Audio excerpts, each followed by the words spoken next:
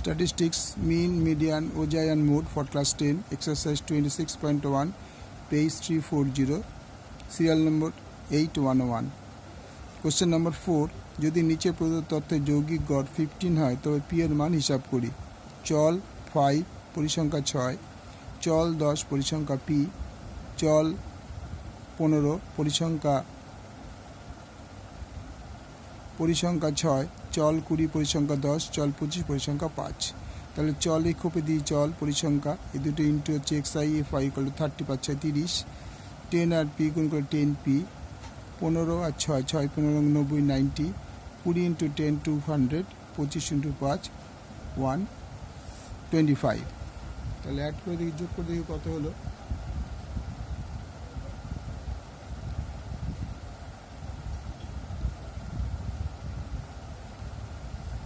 দেখো প্রথম আছে 30 5 6 30, 10p আমরা আগে যোগ করছি না, plus 90 plus 200 plus 125, 445 plus 10p। Okay, সুতরাং যৌগিক গড়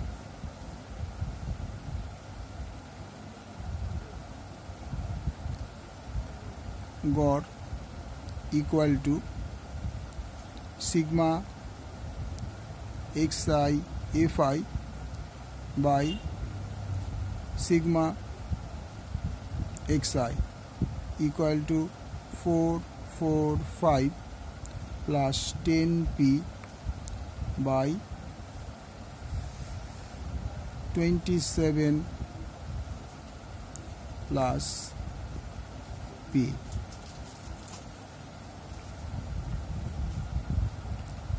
তাহলে আমাদের বলেই দিয়েছে p এর মান 15, সুতরাং আমরা লিখতে পারি 445 plus 10p by 27 plus p equal to 15।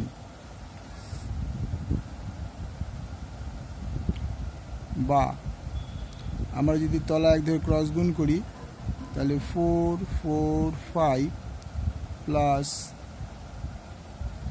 10p equal to 15 into 27 plus p, বা 445 plus 10p equal to 15 into 7।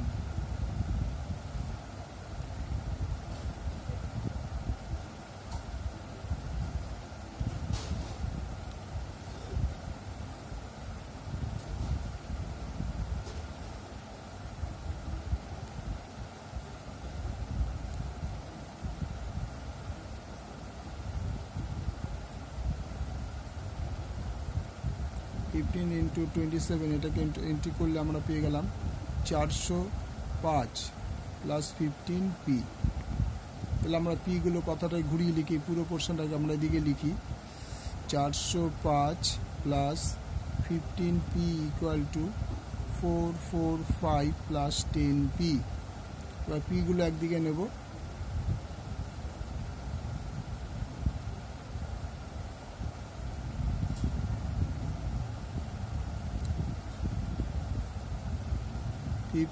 p minus 10p, এই 15টা রাখলাম, 10p কে নিয়ে আসলাম, 445 মাইনাস 405 বা 5p ইকুয়াল টু 40,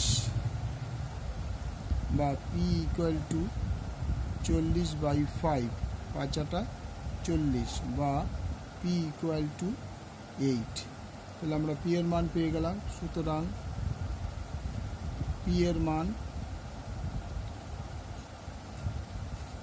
8। ভালো লাগলে লাইক করবে, শেয়ার করবে, সাবস্ক্রাইব করবে।